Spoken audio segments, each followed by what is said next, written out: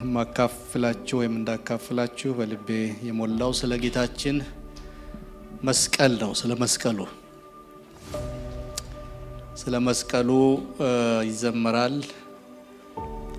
በመስቀል ሞቶ እንዳዳነን እንናገራለን በልዩ ልዩ መንገድ። ሁለት ነገር ምናልባት ይጎል ይሆናል ብዬ አስባለሁ። በዚህ ሂደት ውስጥ እነዚህን ይጎሉ ይሆናል ብዬ ነው ያልኳችሁ። የምላቸውን ሁለት ነገሮች ብናያቸው ብናስባቸው ጥሩ ነው፣ ጠቅመናል ብዬ በማሰብ ነው።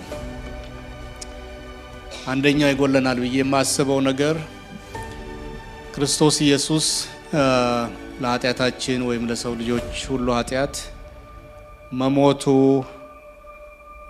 ወይም መሰቀሉ ወይም በመስቀል መሞቱ ያው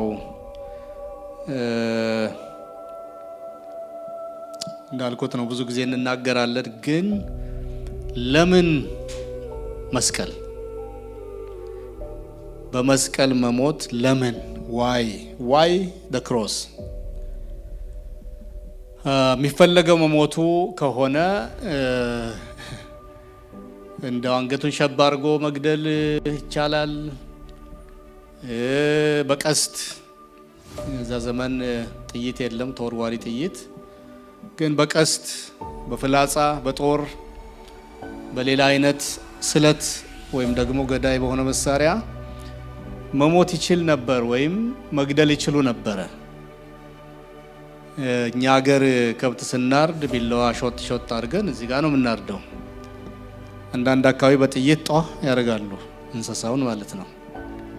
አንዳንድ አካባቢ ደግሞ እዚህ ማጅራቱ ላይ በጣም ሹል በሆነ ብረት አንዴ ወጋ ያደርጉታል። በዛም ተባለ በዚህ አላማው ምንድን ነው? ያን እንስሳ ገሎ ወደ ምግብነት መቀየር ነው።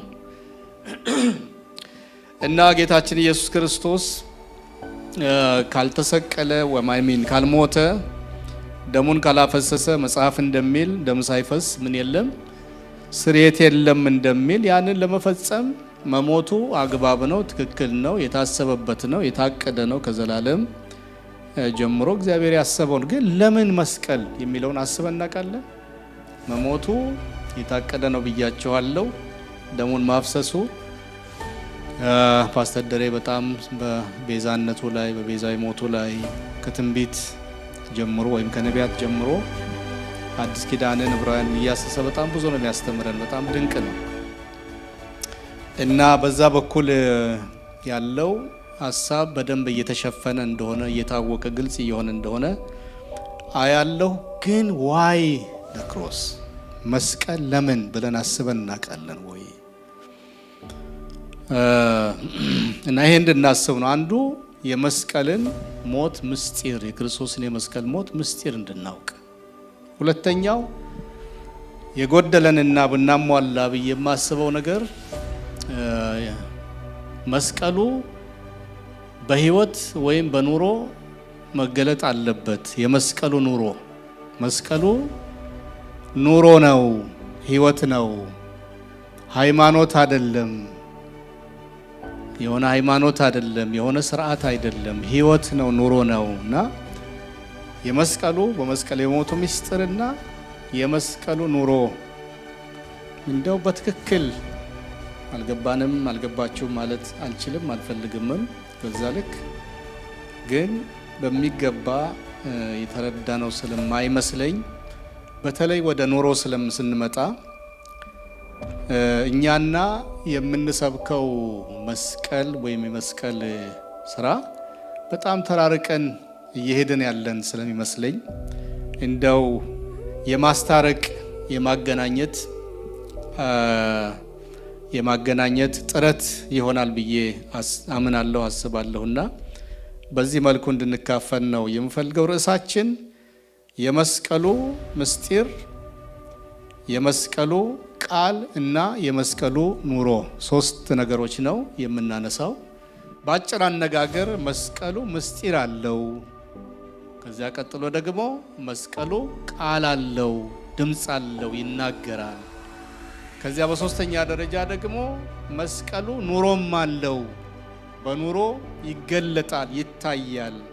እነዚህ ሶስቱ መለያየት መፈታት የለባቸውም፣ የተያያዙ ነገሮች ናቸው እና በዚህ መልኩ አውቀናቸው ለመኖር እግዚአብሔር በረዳን መጠን እንሞክር የሚል ወንድማዊ አባታዊ ምክር ሐሳብ ይዤ ነው የመጣሁት።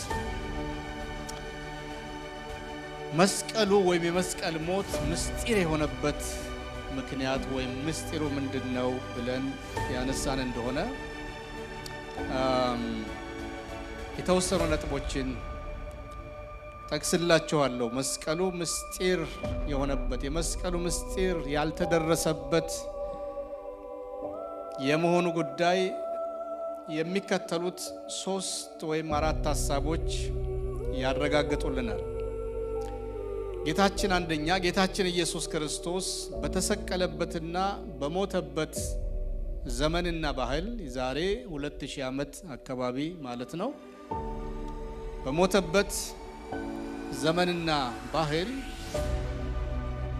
የመስቀል ሞት ወይም በመስቀል ላይ መሞት እጅግ የተወገዘ፣ የተጠላ፣ የተናቀ መሆኑ ነው። አንዱ ክርስቶስ ኢየሱስ በመስቀል ላይ መሞቱ ምስጢራዊ ነው። ከሌላ አይነት ሞት ይልቅ ሟቹም እሱ ራሱ ገዳዮቹም የመስቀልን ሞት የመረጡበት ምክንያት በዘመኑ የመስቀል ሞት ከሌላ ከየትኛውም አይነት ሞቶች የተናቀ፣ የተጠላና የተወገዘ የሞት አይነት በመሆኑ ምክንያት ነው። ገዳዮቹ ቅድም ካልኳችሁ የመግደያ አማራጮች ሁሉ ይልቅ በመስቀል መግደልን የመረጡት በሕይወት እያለ በምድር ላይ ሲመላለስ ብቻ ሳይሆን አሟሟቱም እንዳያምር ለማድረግ ነው። አሟሟቱም የከበረ እንዳይሆን ወይም የተለመደ አይነት አሟሟት እንዳይሆን ወይም ማህበረሰቡ የሚቀበለው አይነት አሟሟት እንዳይሆን ስለተፈለገ በጣም የተበላሸ፣ የተወገዘ፣ የተጠላ፣ የተናቀ ክፉ ሞት እንዲሞት ስላሰቡ ነው። እግዚአብሔር ምሕረት ያርግላቸው። በእውነት በጣም የሚገርም ነው። መግደል ብቻ ሳይሆን እንዲሞትላቸው ብቻ ሳይሆን ካጠገባቸው ዞር እንዲል እንዲወገድ ብቻ ሳይሆን አሟሟቱም ምን አይነት እንዲሆን ክፉ አይነት አሟሟት፣ የተናቀና የተጠላ አጠያያቂና አነጋጋሪ የሆነ ሞት እንዲሞት ነው የተፈለገው። ምን ያህል ክፋታቸው የጠለቀ እንደሆነ፣ ምን ያህል እንደጠሉት፣ ምን ያህል ደግሞ ሜዲቴት እንዳደረጉ እንዳሰቡበት በዚህ ትረዳላችሁ። ይሞት ብቻ ሳይሆን አሟሟቱም የተበላሸ አይነት ሞት እንዲሞት በታሪክ ውስጥ እጅ እየተባለ በቃ በተነሳና በታሰበ ቁጥር ሰው እየዘገነነው እንዲኖር በየትኛውም ዘመን የሚነሳ ትውልድ እንዳይቀበለው። ግን የሚገርመው የሆነው ተቃራኒው መሆኑ ነው። በተናቀ፣ በተጠላ፣ በተወገዘ ሁኔታ ገደል ነው ይበሉ እንጂ ሞቱ ዓለምን እስከ ዛሬ እንደገዛ ይኖራል። ታሪክን እንደተቆጣጠረ ይኖራል። የሰዎችን አይነ ልቦና ህሊና እንደገዛ፣ ታላላቆችን ትምክተኞችን እንዳሳፈረ፣ እንዳንበረከከ፣ እጅ አስነስቶ እንዲቀበሉት እንዳደረገ እያደረገ ይኖራል። ክብር ለጌታ እግዚአብሔር ይሁን። ለዚህ ነው ጠላት ሰይጣን ዲያብሎስ ዛሬም መቼም በየትኛውም ዘመን በእናንተም በእኔ በማንም ላይ ለክፋት፣ ለጉዳት፣ ለኪሳራ ብሎ የሚያደርገው ነገር ተለውጦ ለበጎ ሲሆን የምናየው፣ ለመልካም ሆኖ የምናየው ለዚህ ነው እና ጉዳዩ ከመስቀሉ ከሞቱ ጋራ ይያያዛል። የኔና የናንተ የየዕለት ሕይወትና ኑሮ። ስለዚህ መስቀሉ ምስጢር አለው ብለን የምንልበት የመጀመሪያው ነጥብ ምንድነው? በዚያ ዘመን በመስቀል የሚሞተው የሚገደል ሰው የተናቀ፣ የተጠላ፣ ከሁሉ የከፋ ሰው የሚሞትበት አይነት ሞት መሆኑ እንዲያው ዝም ብለን ክርስቶስ ጌታችን በመስቀል ሞተ ብለን ብቻ ለምን በመስቀል ብለን ሳንጠይቅ ዋይ መሞቱ አንድ ነገር ሆኖ ለምን በመስቀል ሞተ የሚለውን ሳንጠይቅ ስለምናልፍ ነው የመስቀሉ ኑሮ ውስጥ መግባት ያቃተን ብዬ አስባለሁ። ኑሮውን መኖር ያቃተን እና እንደሚገባ ይህን በመስቀል ላይ ሞተውን ክርስቶስን በህይወታችን በኑሮአችን የሚገባውን ያለ ማክበር ያቃተን እኛና መስቀሉ ተፋተን ተለያይተን ተራርቀን የምንኖርበት ምክንያት መስቀሉ የሃይማኖታችን ምልክት ብቻ ሆኖ እዚህ ላይ ምድር እናቶቻችን እንደሚያደርጉት ወይ አሁን እዚህ እንዳደረኩት እንደዚህ አድርገን ብቻ ወደ ልባችን ወደ ውስጣችን ዘልቆና ጠልቆ ሳይገባ ላዩን እንድንኖር ያደረገን አንዱ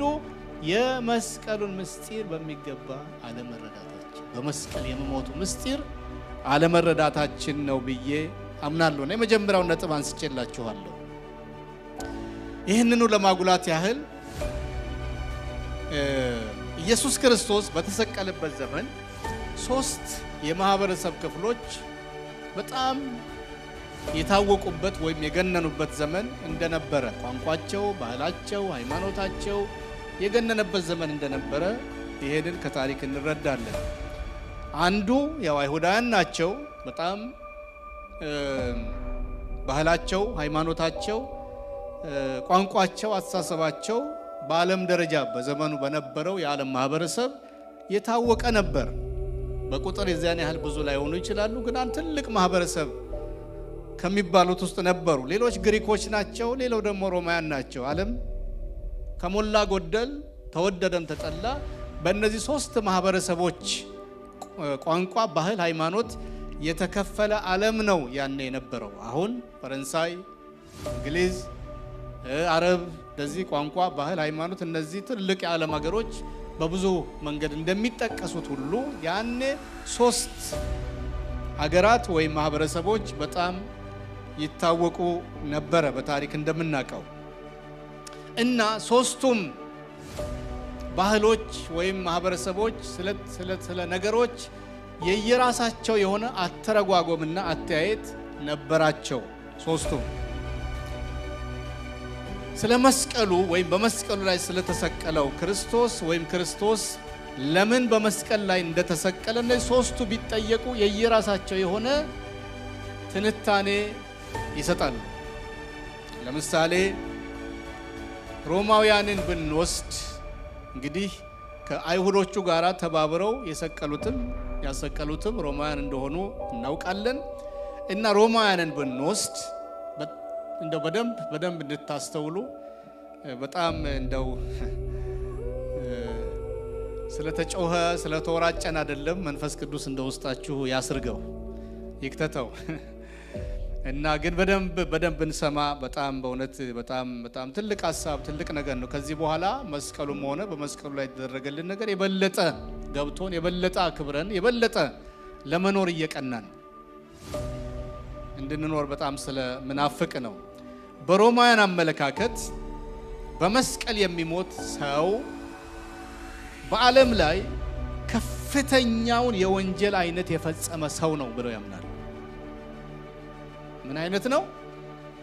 በዓለም ላይ አሉ የሚባሉ ወንጀሎች ሁሉ የመጨረሻውን ወንጀል የፈጸመ ሰው ነው ምን የሚሆን በመስቀል ላይ በመስቀል ሞት የሚቀጣ ብለው ያምኑ ነበር። ቅድም ያልኳችሁ አማራጭ የመግደያ መንገዶች አሉ፣ አማራጭ የሞት አይነቶች አሉ። አይሁዶቹ ለጲላጦስ ምን አድርገው እያሉ ይጮሁ ነበር? ስቀለው በጣም ነበር የሚጮሁት። ግደለው እኮ አይደለም፣ ሰምታችሁኛል? ግደለው፣ አጥፋው፣ አስወግደው እኮ አይደለም። ምን አድርገው ነው? ስቀለው ነው። ይሄን ሲሉ መልእክት አለው። መልእክቱ ምንድን ነው? ይሄ ሰው በዚህ ዓለም ላይ በታሪክ ውስጥ እስከ ዛሬ ድረስ ምናልባት ወደፊትም ከተሰሩና ከሚሰሩ ወንጀሎች ሁሉ የከፋውን ወንጀል የፈጸመ ሰው ነው ተብሎ በታሪክ እንዲመዘገብ፣ ተከታይ እንዳይኖረው፣ እንደተጠላ፣ እንደተወገዘ፣ እንደተረገመ፣ እንደተሰደበ እንዲኖር በታሪክ ሁሉ በዘመናት ሁሉ አደራህን በሌላ የሞት አይነት እንዳትቀጣው፣ እንዳታስወግደው፣ ስፔሲፊካሊ ለይተው መርጠው አስበውበት ተማክረው ተጨንቀው ተጠበው ተነጋግረው በደንብ ሜዲቴት አድርገው ነው ይሄንን የሞት አይነት የመረጡለት። ይግባን ወገኖች።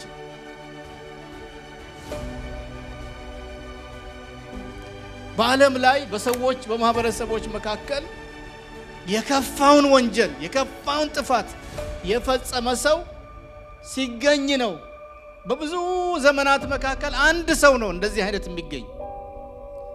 የቀረው ተራ ወንጀለኛ ይሄ በየጊዜው ዝም ብሎ ብቅ ብቅ የሚለው ወንጀለኛ በተለያየ አይነት መንገድ ይገደላል። እንደዚህ አይነቱ ግን በታሪክ በረጅም ጊዜ አንድ ጊዜ የሚወጣ የሚገኝ የሚከሰት አይነት ሰው ስለሆነ ወይም እንደሆነ እንዲታሰብ ይሄን ሰው በምን አስወግደዋሉት? በመስቀል የከፋውን ሞት የተጠላውን ሞት የከፍተኛውን ወንጀለኛ ሞት እንዲሞት እንፈልጋለን አሉ። እንዴት አይነት ክፉ ሰዎች ቢሆኑ! ይሄ ጌታ በምን ወንጀሉ? ጲላጦስ ግን መልሶ ምንድን ነው ያለው? ትዝ ይላችኋል?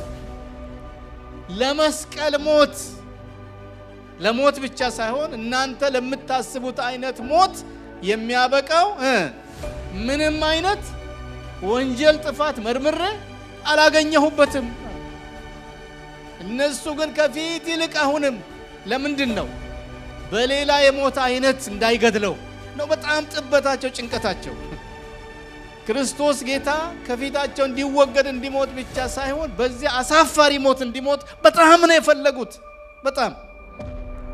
ስለዚህ አሁንም ጨምረው እንዳትሳሳት፣ ሌላ አማራጭ እንዳታስብ ምን አድርገው ስቀለው እያሉ ከፊት ይልቅ ይሄ ታስቦበት የተደረገ ነው ወገኖች።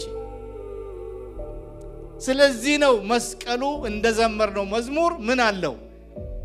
ምስጢር አለው። ዝም ብሎ ሞት ብቻ አይደለም።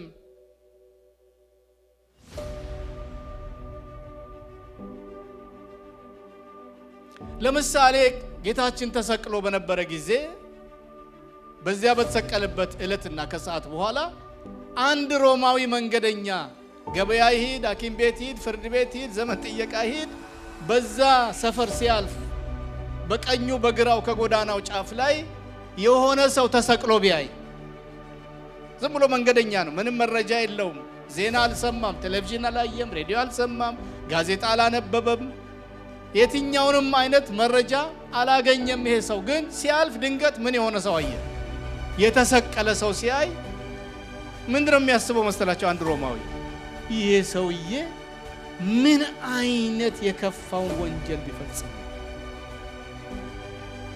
ሰው ሳይጠይቅ ምንም መረጃ ከየትም አቅጣጫ ሳያገኝ ካደገበትና ከተገነባበት ማንነቱ ከተገነባበት መረዳት የተነሳ ባህሉ ከነገረው አስተዳደጉ ከነገረው ካሳየው ከሰጠው መረጃ የተነሳ ምንም ሌላ ሰው መጠየቅ አያስፈልገውም። እንዲሁ በማየት ብቻ ምን አይነት ክፉ ኃጢአት ክፉ ወንጀል ቢሰራ ነው ብሎ ትብ ብሎ ያልፋል።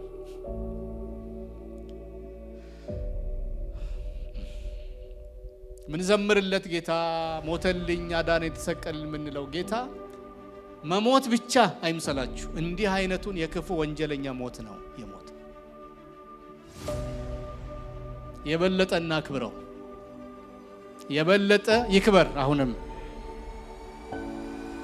ለዚህ ነው ፊልጵስዩስ ጋር ስንመጣ ለሞትም ይልና ምን ይላል?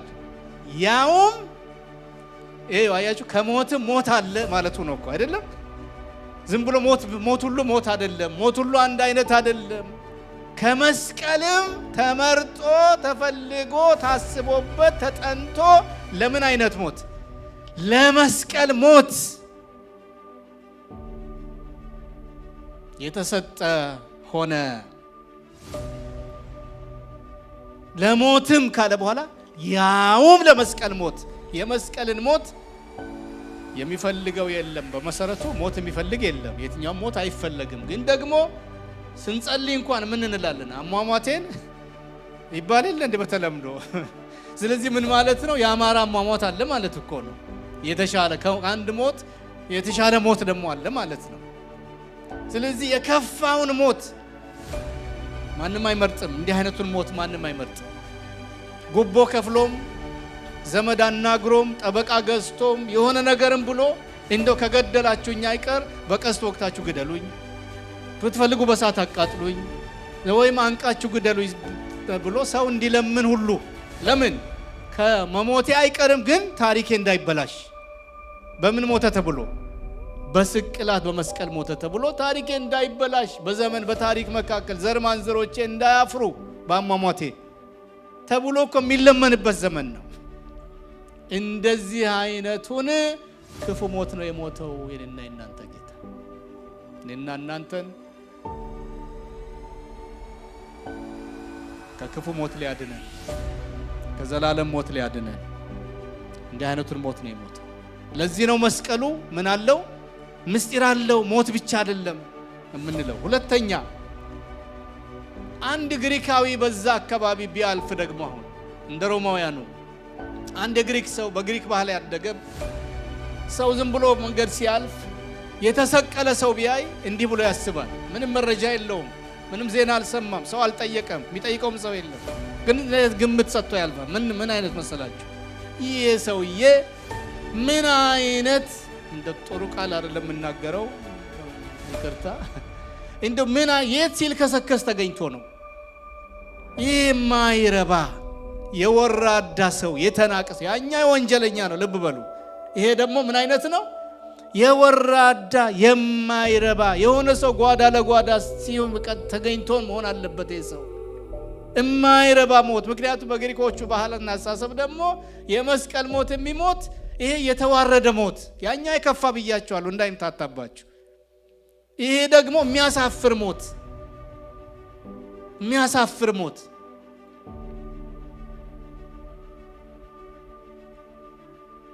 የተናቀ ሞት፣ የተዋረደ ሞት ነው ብለው ስለሚያስቡ አንድ ግሪካዊ መንገደኛ ይሄንን ብሎ ታዝቦ ተገርሞ ያልፋል እንጂ አያዝንለትም።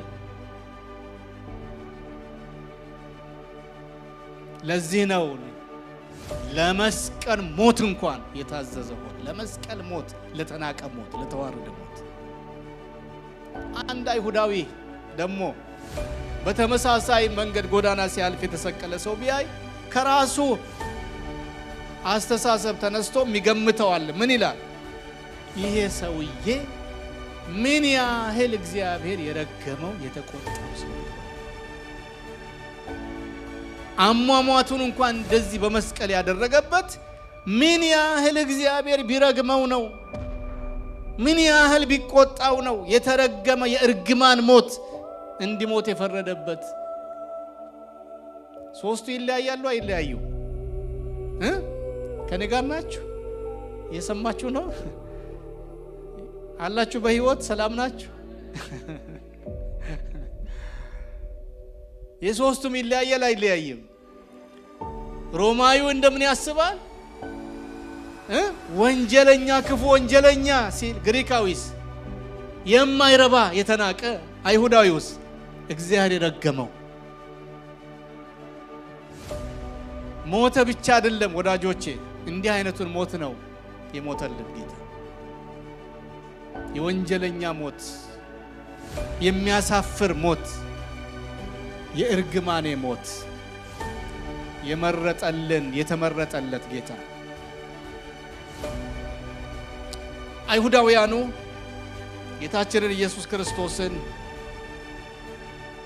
ለዚህ የወንጀለኛ ሞት፣ የኃጢአተኛ ሞት፣ እግዚአብሔር የረገመው ሰው ሞት ያጩበት የክስ ቻርጃቸውን እስቲ አንድ ጊዜ አየት አድርገን እንመለስ እስቲ። የመጀመሪያው ነገር አዎ ይሄ ሰው መሞት ብቻ ሳይሆን የመስቀል ሞት ነው የሚገባው፣ ክፉ ሞት ነው የሚገባው፣ የእርግማኔ ሞት ነው የሚገባው። ምክንያቱም እግዚአብሔርን ተዳፍሯል የሚል ነው። ምን አድርጓል? የመጀመሪያው 4 ክሶች ናቸው። ሰብሰብ ብታረጓቸው ስታነቡ አራቱም ወንጌላት ውስጥ መስቀል ሞቱ ትንሣኤውም ጭምር በልደቱ ላይ ነው ሁለቱ ወንጌላውያን ያልጻፉት። መሞቱንና መነሳቱን አራቱም ጽፏል። አራቱንም በደንብ አድርጋችሁ ብትዳስሱ ሰብሰብ ስታደርጉ ዋና የክስ ቻርጆች ስንት ናቸው? 4 ናቸው። የመጀመሪያው ምንድነው? ትልቁን ፈጣሪ የሆነውን እግዚአብሔርን ምን አድርጓል? ተዳፍሯል። እንዴት? ራሱን ከእግዚአብሔር ጋር አስተካክሎ እኔ የእግዚአብሔር ምንድነኝ? ልጅ ነኝ ብሏል። እግዚአብሔር ብቸኛ አምላክ ነው። በሕጉም የምናውቀው እስራኤል ሆይ አምላክህ እግዚአብሔር ስንት ነው? አንድ አምላክ ነው በሚል ነው ተምረን ያደግነው። ይሄ ሰው ግን ይህን ትምህርት ማፍረሱ ብቻ ሳይሆን ራሱን ከእግዚአብሔር ጋር ምን ማድረጉ? ማስተካከሉ፣ ልጁ ነኝ ማለቱ ትልቅ ድፍረት ነው። ዮሐንስ ምዕራፍ 5 ቁጥር 18 ላይ ብናነብ ይሄንን ማግኘት እንችላለን።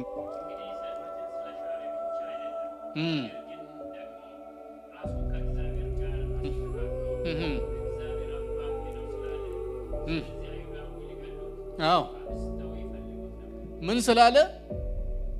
እግዚአብሔርን ምን ነው ስላለ፣ ወይም በግልባጩ እኔ የእግዚአብሔር ምንድነኝ? ልጅ ነኝ ማለት ያው አንድ ነው። ዲኤንኤያችን፣ ደማችን፣ ዘራችን አንድ ነው። አምላክ ነኝ፣ የአምላክ ልጅ ነኝ ማለት በጣም የመጨረሻ እግዚአብሔርን መዳፈር ነው። እግዚአብሔርን ተዳፍሯል። ስለዚህ ሞት ብቻ ሳይሆን የመስቀል ሞት ይገባዋል አሉ። ሁለተኛው የክስ ቻርጅ ሕግን ተዳፍሯል የሚል ነው። ሕግን ተዳፍሯል። ሉቃስ 5:24 ቶሎ አንድ ሰው ካወጣ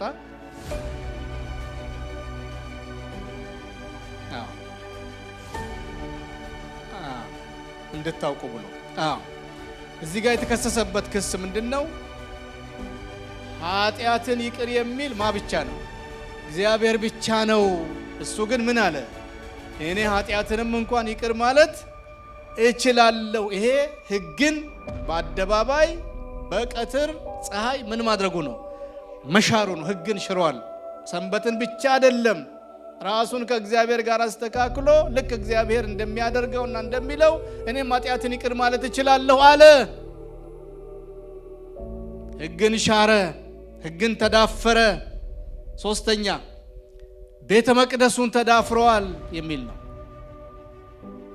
ከ40 ዓመት በላይ ለመገንባት የወሰደ በወርቅ የተለበጠ እጅግ በጣም በሚያስደንቅ ምህንድስና የተገነባ የእግዚአብሔር ብቸኛ መገኛ ተብሎ የሚታሰብን ቤተ መቅደስ ብታፈርሱት እኔ በስንት ቀን? በ3 ቀን እሰራዋለሁ ብሎ ቤተ መቅደሱን የአምልኮውን ቦታ ምን አድርጓል? ተዳፍረዋል የሚል ነው። ማቴዎስ 26:61 ላይ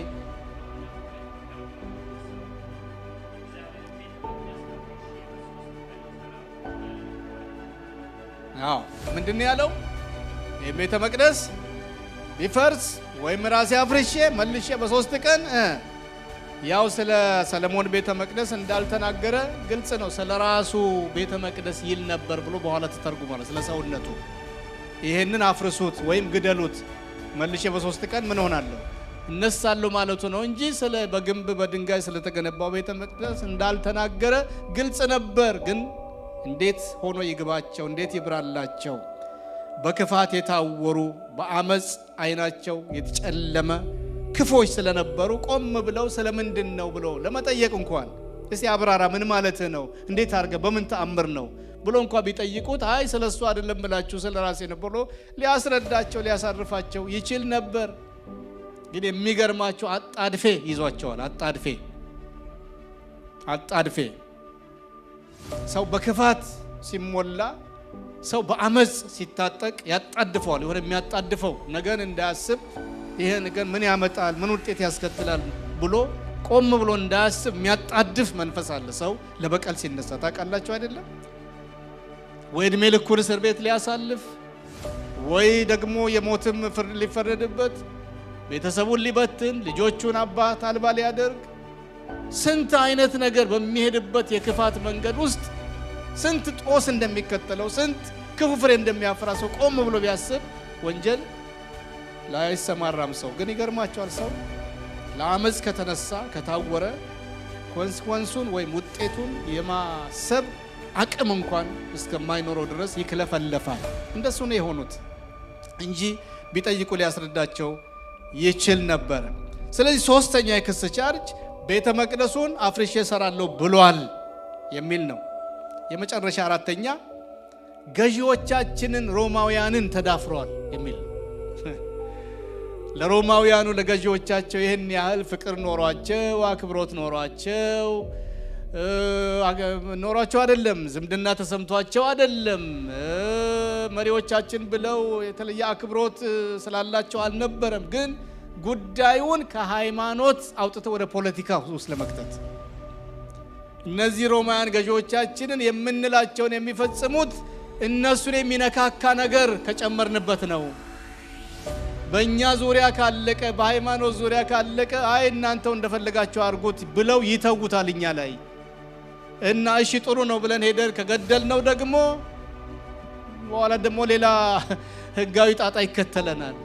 ስለዚህ ገዳዮቹ እነሱ እንዲሆኑ ከፈለግን፣ ፍርዱ ከነሱ ጋር የፍርድ ቃል እንዲወጣ ከፈለግን እነሱን የሚነካ የሆነ ነገር እንጨምርበት ተብሎ በምክር ነው። ምን አሏቸው? ገዢዎቻችንን ተዳፍሯል። ማቴዎስ ምዕራፍ 19:21 ላይ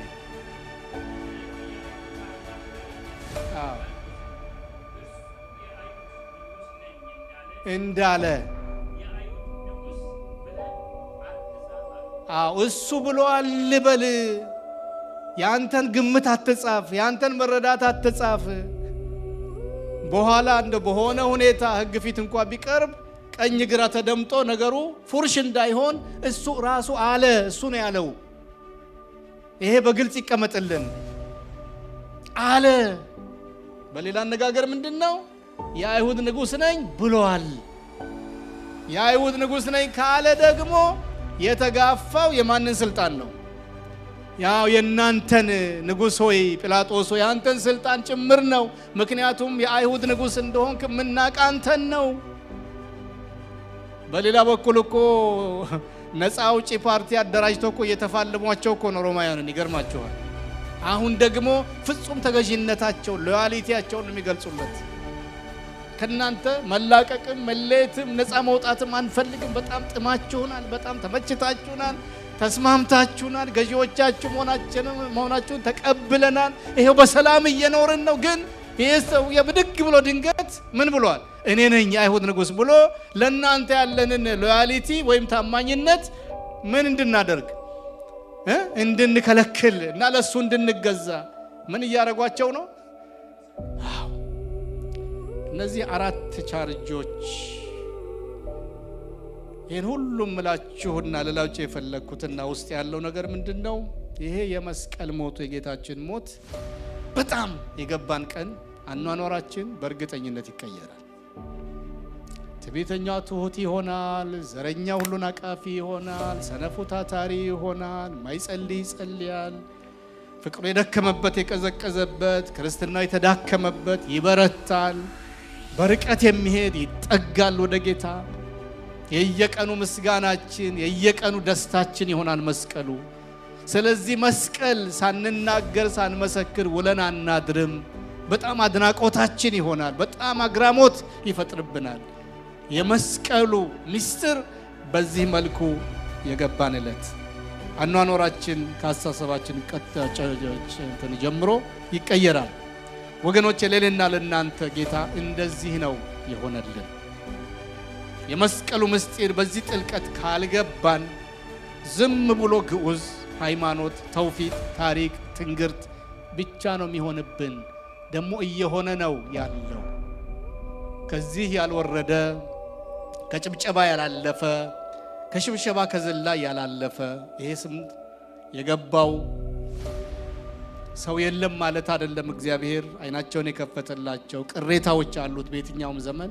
ግን አብዛኛውን አሁን ክርስትናው ስታዩት ዝም ብሎ ሆታ፣ ዝም ብሎ ጋጋታ፣ ዝም ብሎ ጩኸት፣ ከዛ ደግሞ ሲወጡ መናቆር፣ መሻኮት፣ መራኮት፣ የተለያዩ ሰበቦችና ምክንያቶች መለያየት፣ መከፋፈል ክርስትናን፣ ወንጌልን፣ መስቀሉንም ጭምር የግል አጀንዳ ማስፈጸሚያ፣ የግል ጥቅም ማስከበሪያ እየሆነ የመጣበትና ክርስትና ህይወቱ እየጠፋ ልክ ድሮ በልጅነት ገጠር አድጌያለሁ።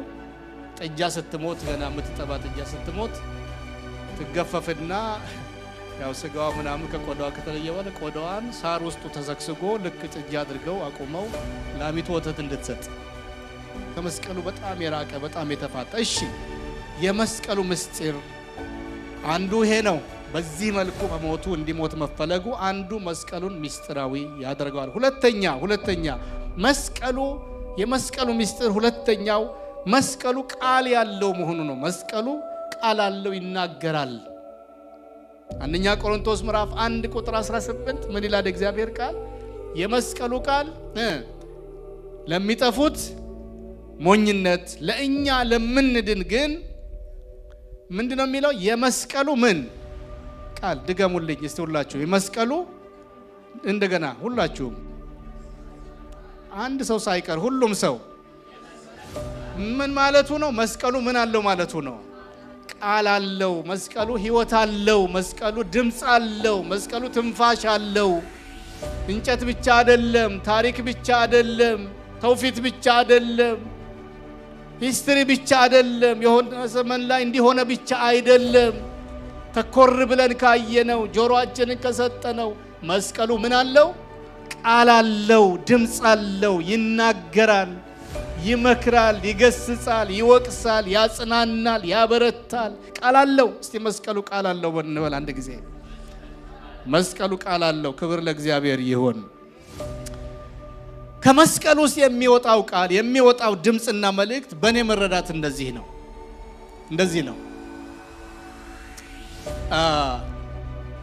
ያኔ የሚሆን ከዛም በኋላ ባለው የሰው ልጅ ታሪክ ከዛ በፊትም ቅድም እንዳልኳችሁ አይነት ከፍተኛውን ወንጀል ፈጸመ የሚባል ሰው በመስቀል ይቀጣል። አልፎ አልፎ ነው ብያችኋለሁ። በመስቀል ይቀጣል። በመስቀል ሞት ሲቀጣ ግን ጌታችን ኢየሱስ ክርስቶስ በተሰቀለበት ሁኔታ በአማርኛ አልፋቤት ተ በሚመስል መልኩ አይደለም። የመስቀል ስቅላትና ሞት እንደዚህ ነው።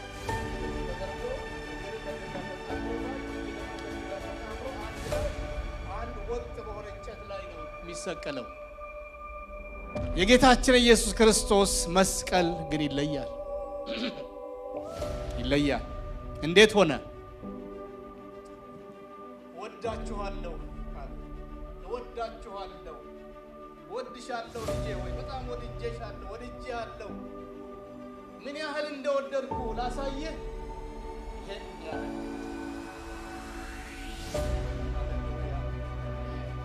ይሄን ያህል ነው ወዳችሁ፣ ይሄን ያህል ነው የተወደድከው። ከመሆን አይለይም እንዴ? ይሄን ያህል ነው።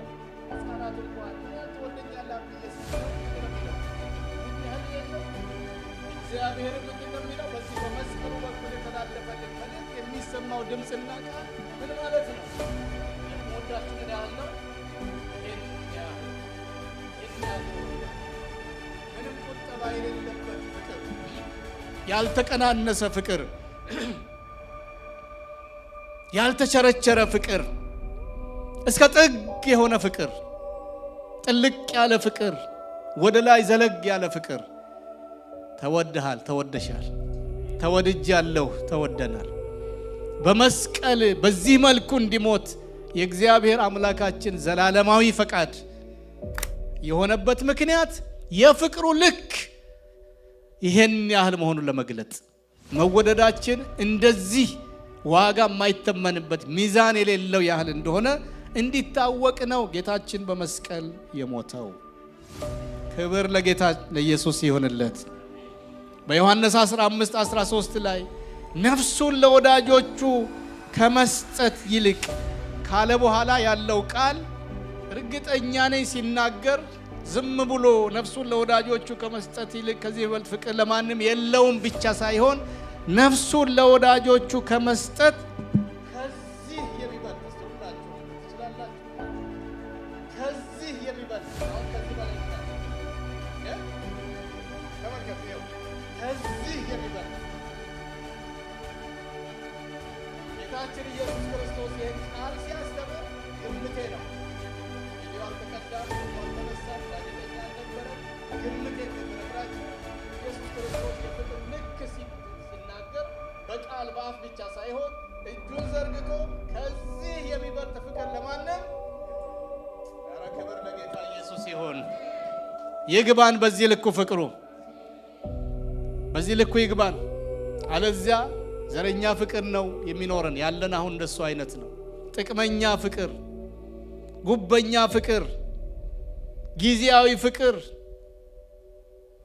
ሕያጅና ተመላሽ ታይቶ የሚጠፋ ፍቅር፣ በሆነ በትናንሽ ነገር የሚለዋወጥ የሚቀየም የሚከፋ፣ ትናንት ወዳጅ ዛሬ ተመልሶ ጠላት፣ ትናንት አቃፊ ዛሬ ገፊ የሆነ አይነት ፍቅር የሆንበት ምክንያት እንደዚህ ባለ ስፋት መወደዳችን አልገባንም፣ አልተረዳንም።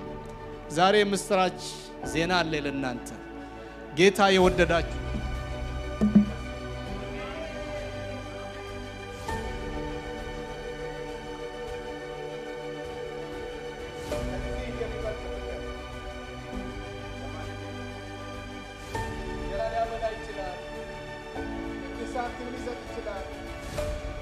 ታመማችሁ የሆነ ነገር በሆናችሁ ጊዜ ብቅ ብሎ ጠይቆ ሊመለስ ይችላል። ነፍስን እስከ መስጠት ይሄን ያህል ፍቅር መስጠት የሚችል በዚህ ምድር ላይ ስጋዊ ሰው እናትም ብትሆን ገደብ አላት፣ አባትም ገደብ አለው፣ ወንድምም እህትም ገደብ አለው፣ ያገለገለም የተገለገለም ሁሉም ገደብ አለው።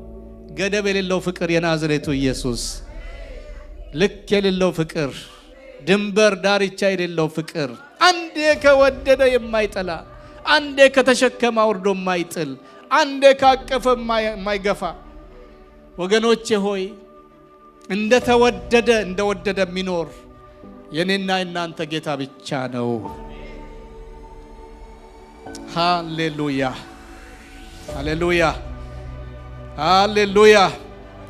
ነፍሱን ስለ ወዳጆቹ ከመስጠት ከዚህ የሚበልጥ ፍቅር ለማንም የለውም። እና መስቀሉ ይሄንን ድምፅ ይሄንን መልእክት ያውጃል። ምን ይላል? ይህን ያህል ነው የተወደዳችሁት። ነፍሱን ለወዳጆቹ አሳልፎ ከመስጠት ከዚህ የሚበልጥ ፍቅር ለማንም የለውም። እግዚአብሔር አምላክ ይህን ያህል ነው የወደዳችሁ። እናንተም በዚህ መጠን እና በዚህ አይነት ተዋደዱ እርስ በርስ። የመስቀሉ ፍቅር፣ የመስቀሉ ቃል፣ የመስቀሉ ድምፅ፣ ከመስቀሉ የሚወጣው መልእክት ይሄ ነው። ምንድን ነው? በዚህ መጠን ተዋደዱ እናንተ፣ እንደዚህ ተዋደዱ እናንተም። ግብዝነት በሌለበት፣ ፓርሻሊቲ በሌለበት፣ ዘረኝነት በሌለበት፣ ሁሉን አቀፍ በሆነ ሕይወትን እስከ መስጠት በሚያደርስ ፍቅር እርስ በርሳችሁ ምን ሁኑ? ተዋደዱ። መስቀሉ ምን አለው? ቃል አለው። ይህን ቃል ሲናገር ኖሯል። አሁንም እየተናገረ ነው፣ ወደፊትም ይናገራል። ለዚህ ዓለምና ለኃጢአት ለራሳችሁም ሙቱ። ኃጢአተኛው ዓለም ለእናንተ ያለው ጥላቻ ደግሞ ይሄን ያህል ነው። ምንም ብትጠጋጉት ዓለም እናንተን አይወዳችሁም። ይሄን ያህል ነው እናንተን የሚጠላችሁ። እናንተ ይሄን ያህል የተወደዳችሁ ናችሁ። ጠላት ደግሞ የዚህን ያህል ነው የሚጠላችሁ። ከመስቀሉ የሚወጣ መልእክት። መስቀሉ ምን አለው? መስቀሉ ምን አለው? እስቲ በሉ።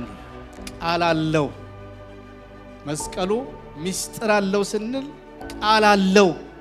ይናገራል። እንጨት ብቻ አይደለም። የሃይማኖት ምልክት ብቻ አይደለም። አንብበን ወይም ሲነበብ ሰምተን ሲሰበክ ሰምተን ወይ ጉድ ብለን እንደምናልፈው ብቻ አይደለም። መስቀሉ ሚስጥር አለው። ሶስተኛ ነጥብ የመስቀሉ ሚስጥር። ሶስተኛው ነጥቤ መስቀሉ የእርቅ ቦታ መሆኑ ነው። የእርቅ ቦታ መጽሐፍ ቅዱስ ሲናገር እርሱ ሰላማችን ነውና ሁለቱን ያዋህደ የጥልን ግድግዳ ያፈረሰ ከሁለታቸው አንድን አዲስ ሰው በራሱ የፈጠረ ሰላምን ያደረገ ጥልን በመስቀሉ የገደለ። ክብር ለጌታ ኢየሱስ ይሁን። ሁለቱን በአንድ አካል አስማምቶ አስታርቆ ወደ እግዚአብሔር መንግሥት እንዲገቡ ያደረገ፣ በእርሱ ሁላችን በአንድ መንፈስ ወደ አብ መግባት እንድንችል ያደረገበት ቦታ ነው። መስቀሉ የእርቅ ቦታ ነው። የሰላም ቦታ ነው። የፍቅር ቦታ ነው። በመስቀሉ ስራ ያመኑ አማኞች አልፎ አልፎ በአንዳንድ ጉዳዮች ላይግባቡ ይችሉ ይሆናል። ከፍተኛ ጥል ግን መጣላት አይችሉም። የሰማችሁን ወንድሞች አላችሁ፣ ወገኖች አላችሁ። ይኸው ተመልከት፣ የዘመኑን ክርስትና አዩት። ምን ያህል ከመስቀሉ እንደተጣላ፣ ምን ያህል ከመስቀሉ እንደራቀ ድብን አርገው ይጠላሉ ሰዎች። ድብን አርገው ሰውን ሲጎዱ ርር አድርገው ደም አስለቅሰው፣ ግን ይገርማችኋል ቆመው ይዘምራል። በስውር ብቻ አይምሰላችሁ። አፋቸውን ከፍተው ቃላቸውን አሰምተው እኔ እገሌን እጠላዋለሁ ይላሉ፣ ግን ይዘምራሉ። መሪዎች ናቸው፣ ቤተክርስቲያን መሪዎች ናቸው፣ ወንጌል ሰባኪ ናቸው፣ አገልጋዮች ናቸው። አልገባቸውም እንዳይባል አሉ ሰዎች መራራ ጥል ያላቸው።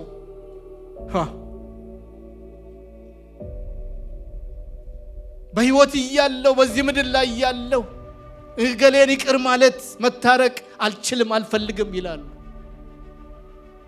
ቀጠሮ መቼ ሊታረቁ ነው? መንግስተ ሰማይ ሲገቡ ሊታረቁ ነው። በሕይወት እያለው በዚህ ምድር ላይ አልታረቅም ካሉ ሁለተኛው እንግዲህ የት ነው? መንግስተ ሰማይ ይገባሉ? አይገቡም። አይገባም። ጥለኛ ሰው አይገባም።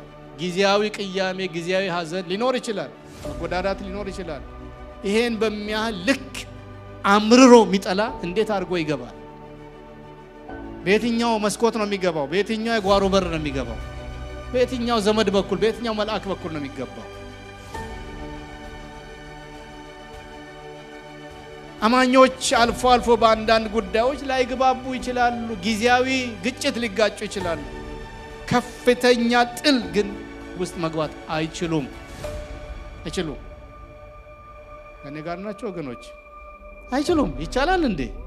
ይቻላል። ግጭት ይኖራል፣ አለመግባባት ይኖራል። እሱም በጊዜያዊነት ካልሆነም ደግሞ መልካሙን እየተመኛኘን በየሰፈራችን ልንኖር እንጂ ጥላቻ ግን ጥል የሚባል ነገር የጥላቻ የሚባል መራራ ደም ውስጥ ስጋ ውስጥ አጥንት ውስጥ ገብቶ የሚያነቅዝ ጥል ውስጥ ሰው ገብቶ እንዴት አድርጎ መንግስት ሰማይን ተስፋ ያደርጋል? አይቻልም። በአንዳንድ ጊዜያዊ ስሜት ተገፋፍተው ሊጣሉ ይችሉ ይሆናል። ወንድማቸውን እህታቸውን መጥላት ግን አይችሉም። ሰዎች ናቸውና በወደቀ ተፈጥሮ ወይም ስጋ ውስጥ ይኖራሉና ጊዜያዊ ጥላቻ ጊዜያዊ ሊሰማቸው ይችል ይሆን። በጥላቻ መቆየትና ማርጀት ግን አይቻልም። በመስቀሉ ስራ በትክክል ያመኑ አማኞች በድለሃል ሲባሉ አይከራከሩም። ውይ ይቅርታ ነው የሚሉት። በድያለሁ፣ በደል ተሰምቶኛል፣ ይቅርታ ሲጠየቁም ኦሮ ይቅር ብያለሁ፣ እንዴ ምን ነው ይቅር ብያለሁ ነው የሚሉት። ይቅር አልልም ማለት ይቻላል? ተችሏል በዚህ ዘመን። አይገርማችሁም? ይቅርታ አይጠይቁም። ቢጠይቁም ይቅር አይሉም። ይገርማችኋል? በጣም አሪፍ ዘማሪ ናቸው፣ አሪፍ ቤተክርስቲያን መሪ ናቸው፣ አሪፍ ሰባኪ ናቸው። ይቻላል ግን በእውነቱ አይቻልም። ምክንያቱሳ በመስቀሉ በኩል በጎን ካልሆነ በመስቀሉ ውስጥ ከታለፈ ወገኖች የመስቀሉ የእርቅ ቦታ ነው፣ የይቅርታ ቦታ ነው። አሜን አንልም ወገኖች? አዎ የእርቅ ቦታ ነው። ሰው እየገረመመው ካላለፈ እንደ ምንድነው እሱ እንደ መርካቶ አማኑኤል ቤተክርስቲያን መሳለሚያ የሚባል አይታችኋል? በሆነ ርቀት በሆነ ኪሎ ሜትር ላይ እየተሳለሙ ማለፍ ካልሆነ በስተቀር ሰው በመስቀሉ ውስጥ ካለፈ ወይም መስቀሉ በሕይወቱ ከገባ መስቀሉ ሚስጥር ከገባው ይቅር አልልም ማለት ይችላል? አይችልም። ይቅርታ አልጠይቅም ድብን በሉ ርር በሉ ብትፈልጉ ማለት ይችላል? ግን ይገርማቸዋል። በዚህ ዘመን በጣም ጀግኖች ማለት የቻሉ ጀግኖች አሉ፣ ጎበዞች አሉ። በጣም ባጭሩ በመስቀሉ ውስጥ አላለፉ፣ ከመስቀሉ ጋር አልተነካኩ፣ አይተዋወቁ። ምክንያቱሳ ማስረጃ ምንድነው ካላችሁኝ፣ መስቀሉ የእርቅ ቦታ ነው። ድገሙልኝ። ምን አልኩ? መስቀሉ የምን ቦታ ነው? ሰው ከመስቀሉ ጋር ከተነካካ ይቅር የማይለው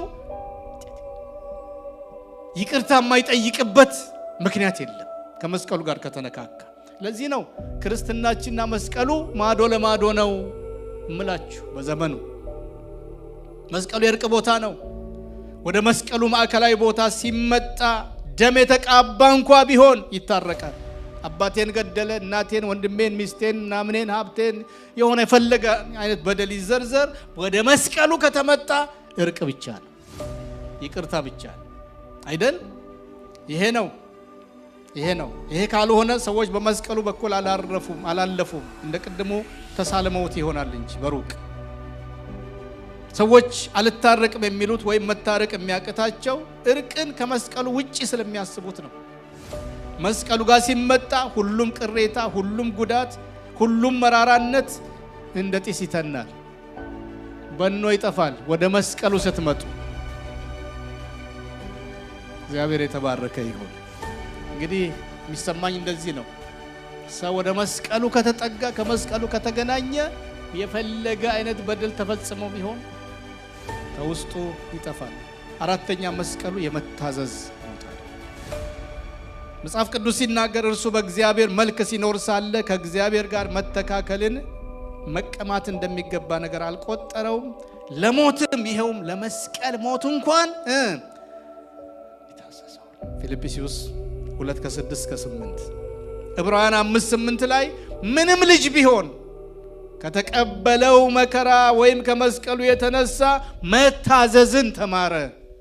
መስቀሉ የምን ቦታ ነው? የመታዘዝ፣ የትህትና፣ የዝቅታ ቦታ ነው። ዘር የሚቆጠርበት፣ ዲግሪ የሚቆጠርበት፣ ሀብት የሚቆጠርበት፣ እውቀት የሚነገርበት የሆነ ሳይንሳዊ ትንታኔ እንደ በዛ ልክ ካወቅን ጥሩ ነው። ቦታ አለው፣ አግባብ አለው። መስቀሉ ጋር ክርስትና ጋር ሲመጣ ግን ትህትና ነው፣ ዝቅ ማለት ነው። ማንም ለማንም፣ ባል ለሚስት፣ ሚስት ለባል፣ ወንድም ለወንድም፣ አንዱ ለሌላው። መስቀሉ ጌታችን ኢየሱስ ክርስቶስ ለአባቱ ያለውን አክብሮትና መታዘዝ በከፍተኛ ሁኔታ ያሳየበት ቦታ ነው። አንድ ሰው በመስቀሉ ሥራ ሲያምን ወዲያውኑ ትህትና ይወርሰዋል። እግዚአብሔርንም ሰውንም አክባሪ ይሆናል። ታዘዝ ይለዋል። አገልግል ይለዋል። በመስቀሉ አምናለሁ እያልን የበላይነት፣ አለቅነት፣ አዛዥነት ሊያምረን ከቶ አይችልም። መሪነትና የሥራ ኃላፊነት ቢሰጠን እንኳ እግዚአብሔርና ሰዎችን ዝቅ ብለን ለማገልገል እንደ መልካም ዕድል እንጠቀምበታለን እንጂ ያገኘነውን ዕድል ለራስ ክብርና ጥቅም ልናውለው አንችልም። በመስቀሉ ሥራ አምናለሁ እያልን ከሰዎች አድናቆት፣ ዝና፣ አጀብ አንፈልግም። የአጀብና የሴሌብሪቲ መንፈስ ከክርስቶስ መስቀል የላቀ ነው። ኢየሱስ መስቀል ተሸክሞ ሲሄድ ታጅቧል፣ እርግጥ ነው። ግን የታጀበው በማን መሰላችሁ? በሚሰድቡትና በሚያወግዙት ነው። መስቀሉ ጋር ከደረሰ ሰው፣ ከመስቀሉ ጋር ከተነካካ ሴሌብሪቲ የለም፣ ትህትና ነው ያለው። በፖሊስ መታጀብ፣ ሆነ በማርሽ መታጀብ፣ ሆነ ነገር ዝናን፣ ስምን፣ የሆነ ማጋነን በመስቀሉ ውስጥ የለም። መስቀሉ ውስጥ ያለው ትህትና ነው፣ ዝቅ ማለት ነው። የመጨረሻ የመስቀሉ ምስጢር መስቀሉ የድል ቦታ መሆኑ ነው። ክብር ለእግዚአብሔር ይሁን። መስቀሉ የምን ቦታ ነው? የድል ቦታ ነው። መስቀሉ ኢየሱስ ክርስቶስ የሞተበት ብቻ ሳይሆን የገደለበትም ስፍራ ነው። ምንድነው የሞተው? የገደለው ምንን ነው? ኃጢአትን ገደለ፣ ሞትን ገደለ፣ ሰይጣንን ገደለ፣ ጥልን ገደለ፣ ዘረኝነትን፣ እኔነትን፣ በሽታን ገደለ፣ ስጋዊ ምኞትን ገደለ፣ ከንቱ ሃይማኖተኝነትና የራስ ጽድቅ ማቆምን ገደለ፣ ዝናን፣ ክብርን መፈለግን ገደለ። እነዚህ ሁሉ በመስቀሉ ሞተዋል። ኢየሱስ ተነስተዋል። ሃሌሉያ። ከመስቀሉ ጋር በትክክል የተገናኘ ሰው እነዚህን ሁሉ አሸንፎ በበላይነት ይኖራል። ከመስቀሉ ጋር በትክክል የተገናኘ ሰው የተሸናፊነት ኑሮ አይኖርም። ከመስቀሉ ጋር ተላልፎ ካልሆነ በስተቀር በእውነት እና በትክክል ከተገናኘ ሁሌ አልቻልኩም አልችልም አይልም። የድል መንፈስ አብሮት አለ። የድል ቃል ይናገራል። አንዳንድ ሰዎች መጸለይ አቅቶኛል፣ የእግዚአብሔር ቃል በግሌ ማንበብ አልችልም፣ ሁሌ አቅቶኛል፣ አስቡኝ ጸልዩልኝ ይላሉ። አስቡልኝ ጸልዩልኝ ማለት ጥሩ ነገር ነው። ግን ከክርስቶስ መስቀል ጋር በትክክል የተገናኘ ሰው ኃይልን በሚሰጠኝ በክርስቶስ ስንት ነገር እችላለሁ፣ ሁሉን እችላለሁ ይላል። ምክንያቱ መስቀሉ የድል ቦታ ስለሆነ። መስቀሉ ኑሮ ይሄ ነው። የመስቀሉ ኑሮ የድል ኑሮ ነው።